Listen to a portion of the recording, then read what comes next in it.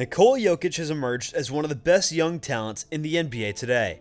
After being drafted by the Denver Nuggets in the second round of the 2014 NBA Draft, he's averaged at least 10 points in every season that he's played. Jokic really broke out last season, averaging 26.4 points per game, 10.8 rebounds, and 8.3 assists. His massive season helped lead the Nuggets to a 47-25 record, along with a Western Conference semifinal appearance, not to mention his first ever MVP award. Last season was more the same from Jokic, averaging 27.1 points per game, 13.8 boards, and 7.9 assists. Jokic's second monster season resulted in a second consecutive MVP award, which was surrounded with conversation about whether or not he really deserved the award that year. That conversation is exactly what we're going to discuss in today's video.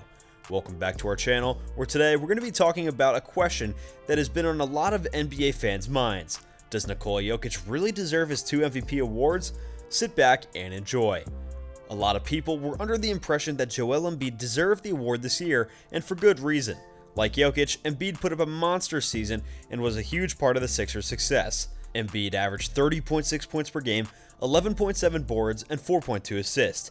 His 30.6 points per game were a league high this past season, which led several people to believe that he would win the year's award. Yet Jokic has better overall stats than Embiid. Yes, Embiid had the highest point average in the league, but Jokic was better on the glass and at distributing the ball. And the MVP award is an individual award, but you also need to take into consideration how impactful Jokic was to the Nuggets this past season. Although Denver was only the 6th seed this past year, that's mostly due to the incredible play of Jokic. Being the 6th seed was rather impressive given the amount of injuries that Denver faced this past year. The Nuggets basically played the entire season without Jamal Murray or Michael Porter Jr., arguably their second and third best players. Jokic essentially helped the Nuggets limp into the playoffs, and in case you were wondering about how great of a player he truly is, his playoff performance would put any doubts to rest. In their first round series matchup against the Golden State Warriors, Jokic averaged 28 points per game, 8.8 assists, and 15.8 boards. From the outside looking in, it doesn't look like the Denver Nuggets even put up a fight. They were only able to win one game in the series because Jokic played out of this world. Jokic's ability to single-handedly carry the Denver Nuggets all season long is the true meaning of someone being the most valuable player. Without any sort of help, Jokic was still able to lead the Nuggets to a decent amount of success.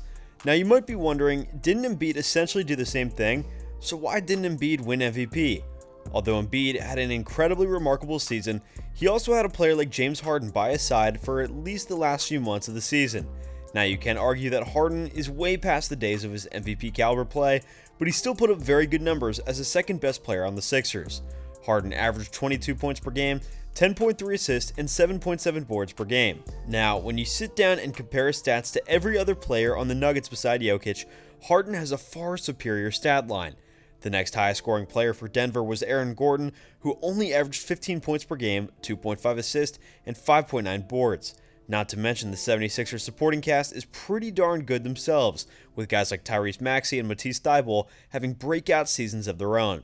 The supporting cast of the Nuggets is not nearly as good as that of the Sixers, especially when you take Jamal Murray and Michael Porter Jr. out of the picture.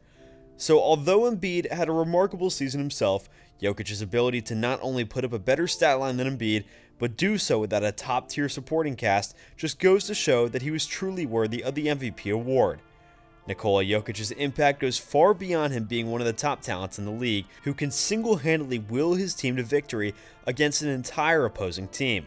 He has a rare ability to make the team around him significantly better than what it would be on paper.